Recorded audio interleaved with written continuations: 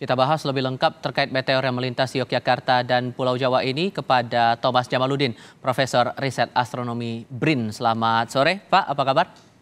Selamat sore, Assalamualaikum. Waalaikumsalam warahmatullahi wabarakatuh. Terima kasih sudah bergabung. Meteor jatuh dari langit terpantau di wilayah Yogyakarta dan sebagian wilayah Pulau Jawa. Apa yang Anda cermati dari fenomena ini, Pak? Ya, jadi pagi tadi saya mendapatkan laporan dari beberapa media bahwa ada kesaksian benda terang di langit melintas, dan saya melihat videonya. Itu ada dua kemungkinan.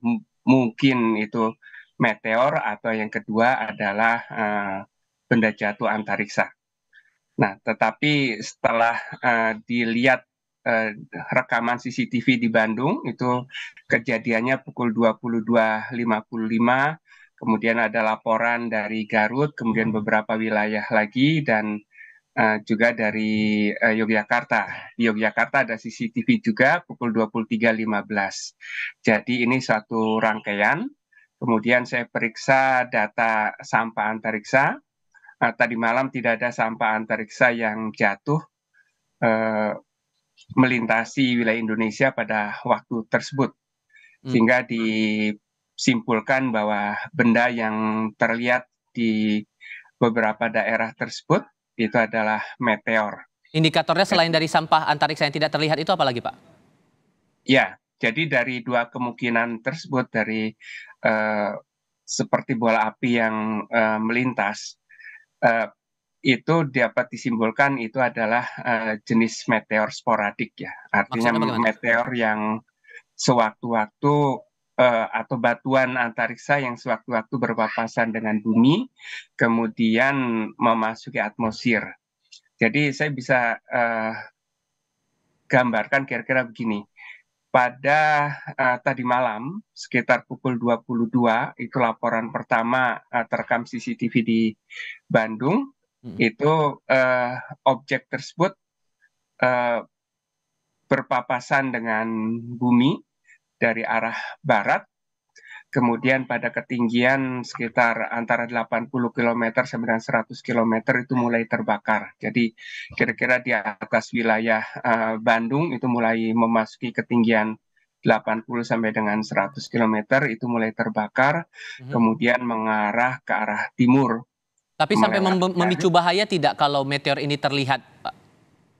Tidak. Jadi ini hanya batuan yang diperkirakan mungkin ukurannya beberapa puluh sentimeter, dan setelah melewati Yogyakarta itu tidak ada laporan itu jatuh di darat di sebelah timur Yogyakarta.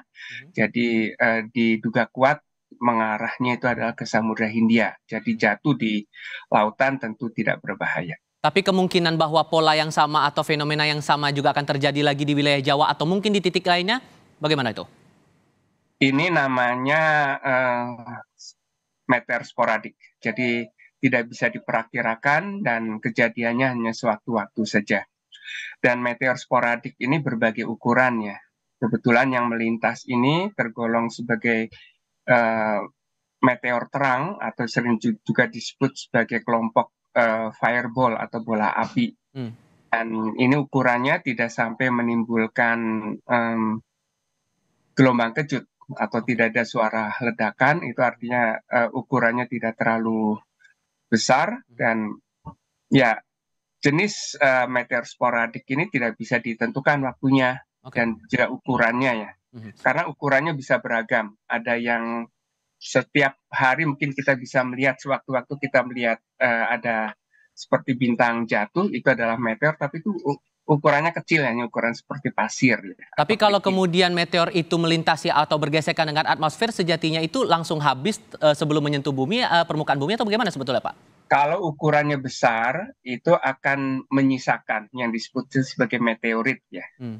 Jadi diduga ini juga ukurannya cukup besar, tetapi jatuhnya di Samudra Hindia. Jadi batuan tersebut langsung masuk ke lautannya. Sehingga ini singkatnya, Pak, fenomena yang terbilang langka kah? Ya, sesungguhnya hal yang biasa, tetapi kejadiannya sangat langka dan tidak setiap daerah bisa menyaksikan ini. Baik, Pak Thomas Jamaludin, terima kasih sudah berbagi perspektif bersama kami sore ini. Selamat sore, Pak.